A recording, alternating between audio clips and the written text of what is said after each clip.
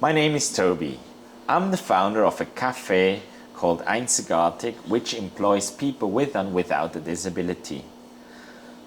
Furthermore, I am the founder of a little farm called Kebun Malaya in the north of Malaysia.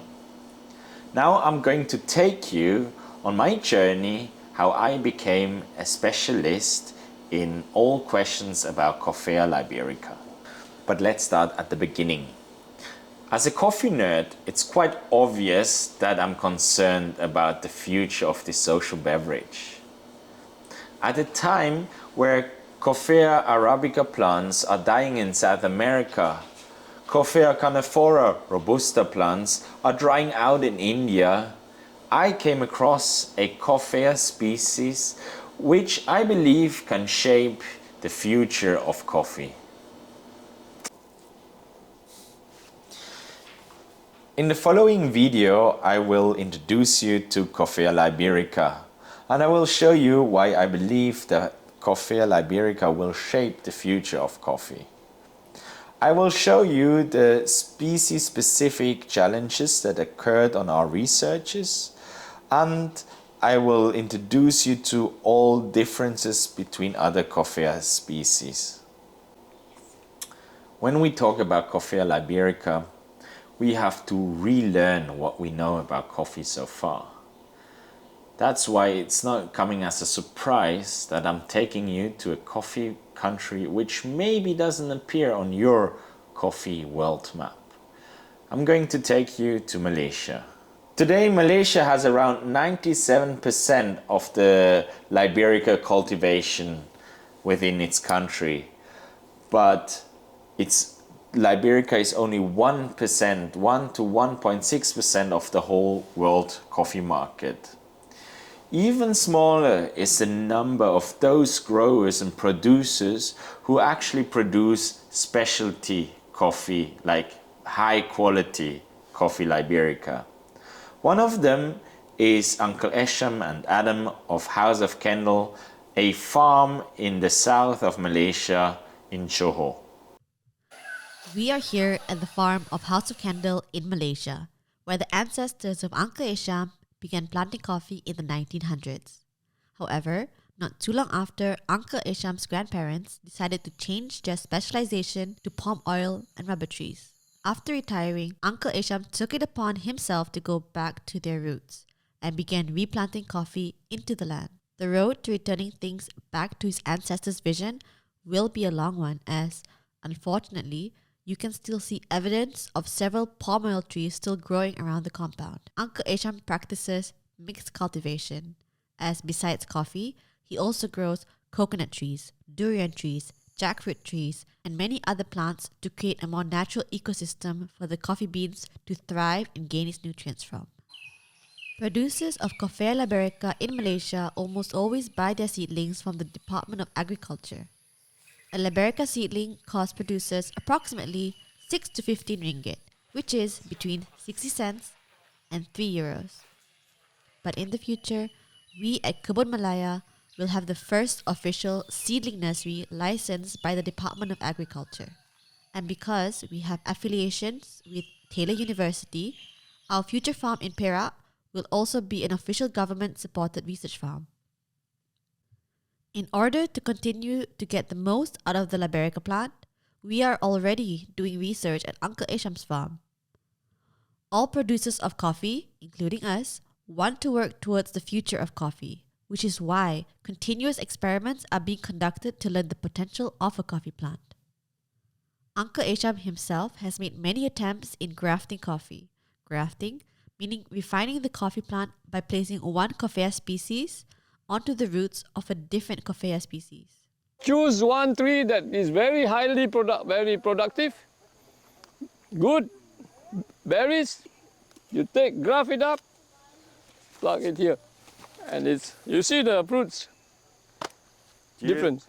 Do you think altitude can play a role if you mix it? Because we said, Arabica has to grow in a higher altitude. Even Robusta canephora has to go on 600 meters above sea level.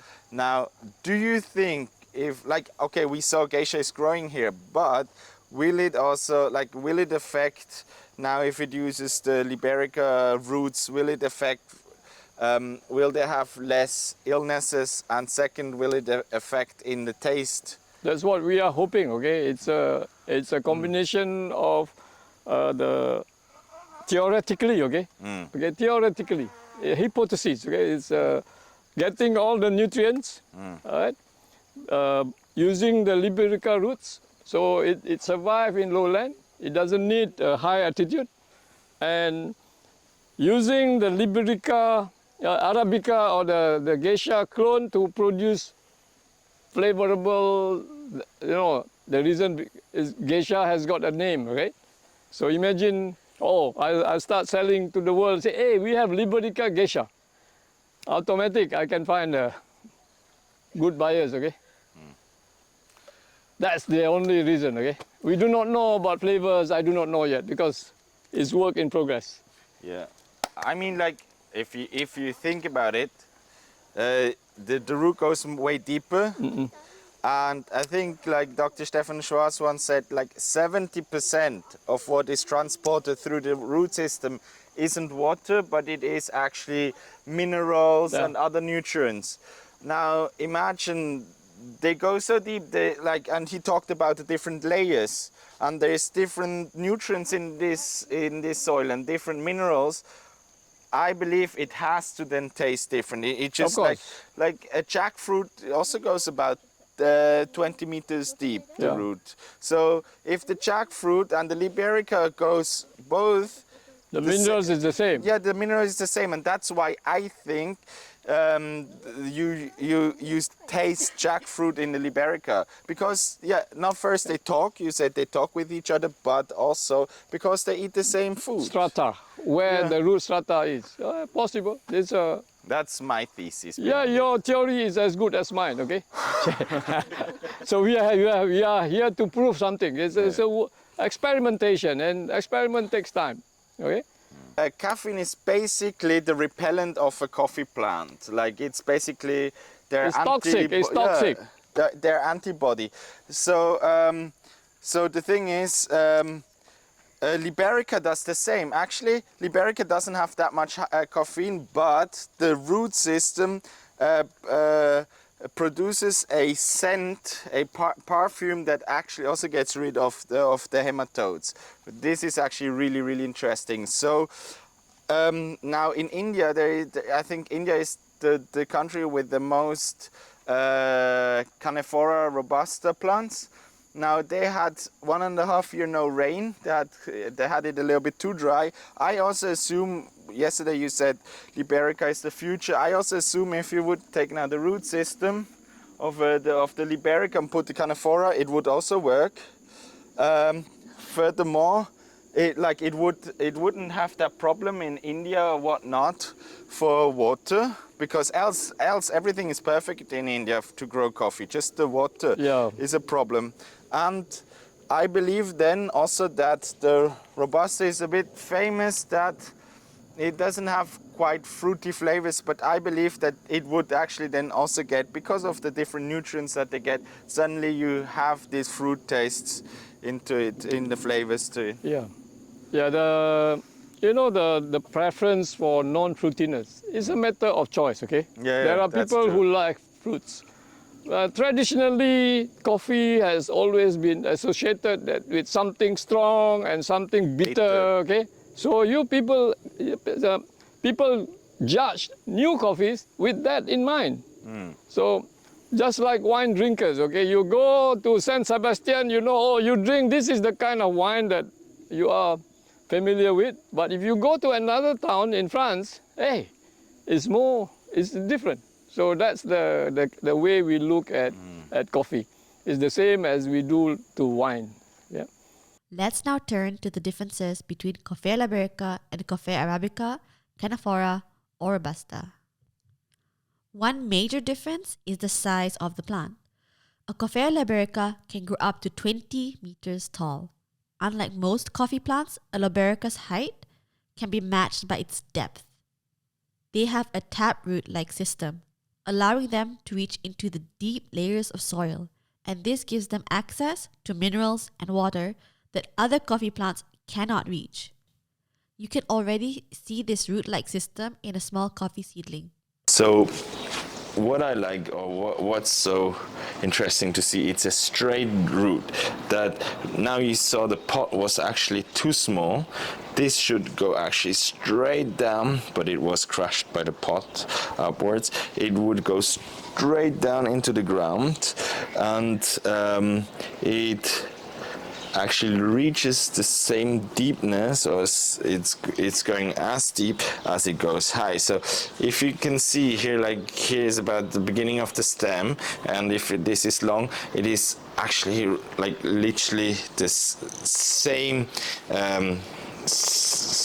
length as the length of the actual tree here, or that little seedling. So now you can imagine, obviously, when it grows, like let's say 15-20 meter tall, the root also grows 15-20 meter deep, and that's how this plant gets to nutrition and water where other coffee plants wouldn't get anymore. And that's those little fine roots around it is like the organ that eats all the nutrition. It's mainly minerals. About 70% of the root is mineral, of the information that it takes is mineral. And I believe also that the different taste of the fruits comes from the mineral that is transported from those steep strata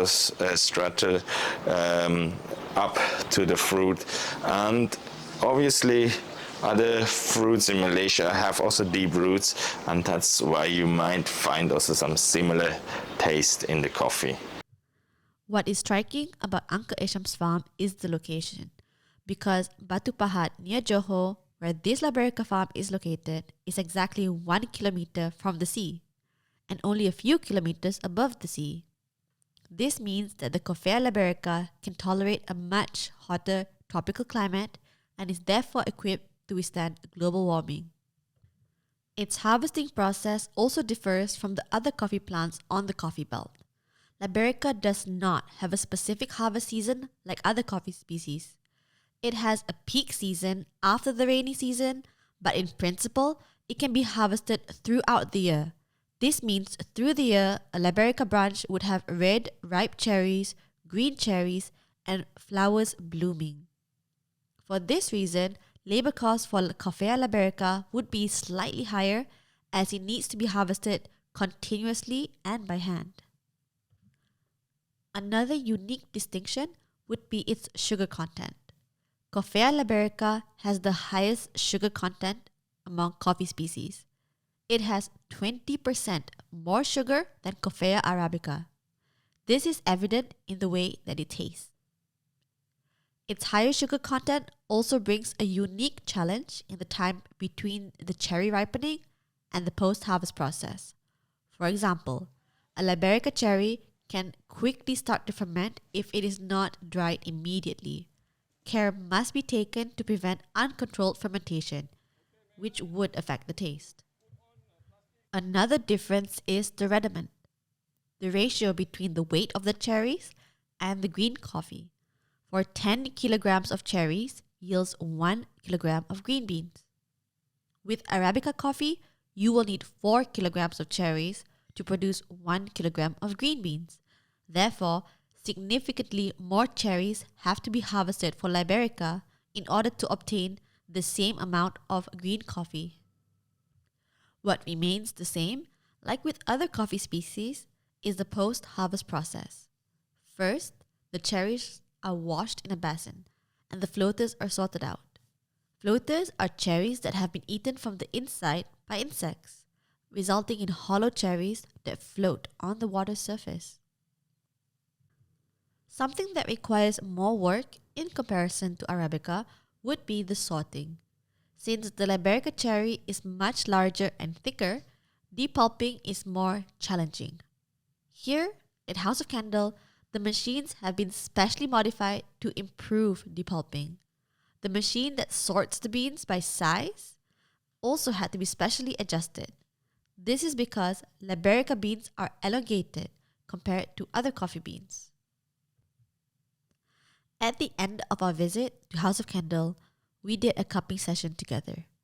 What you can find in the cup are new flavors, tastes, and aromas that you may not have experienced with coffee before.